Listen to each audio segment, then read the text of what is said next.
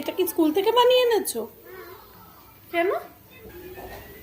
ছেলে আমার স্কুল থেকে ফেরার পরে আমার মনে হয় ওকে অনেকটা সময় দেওয়া দরকার।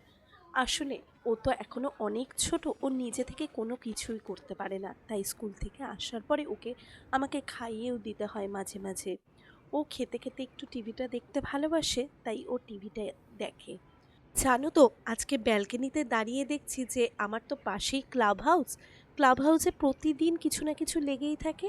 আজকে মনে হয় একটা বড় বিয়ে আছে, তাই কিন্তু ক্লাব হাউসের পাশে যে সুইমিং পুল এরিয়াটা, সেখানে ওরা পরিষ্কার করছে আর লাইট লাগিয়েছে। ক্রিস পায়ের আর ইয়েটা।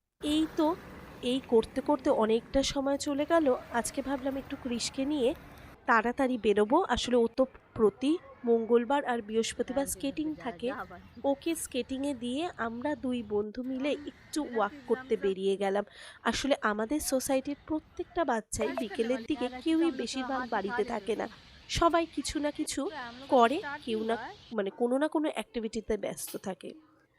বাড়িতে ফিরে এসে আসলে কৃষ অনেকটা সময় খেলাধুলো করে, তো ওর খিদেটা পেয়ে যায়, কিছু না কিছু একটা টিফিন দিতে হয়। আজকে একটু ভাবলাম যে শর্টকাটই করি, একটু ম্যাগি সেদ্ধ করে দিলাম। এই 2 মিনিট ম্যাগিটা আমি খুব একটা ওকে বেশি দিই না, কেন কি এটা তো ময়দার। আজকে ওর জন্য করেছি, অনেক দিন বাদে আমার জন্য করলাম। জানো তো, আজকে রাত্রে আবার একটু কালকের জন্য ফুলকপির তরকারি করে রাখছি, কেন কি কৃষকে আবার সকালবেলা রুটির সাথে বা ভাতের সাথে আমি এই ফুলকপির তরকারিটাই খাইয়ে পাঠাবো। ও তো আবার সকালে ভাত খেয়ে যায়। আর আজকে যেন একটা জিনিস এসেছে, এটা হচ্ছে রাজের জন্য।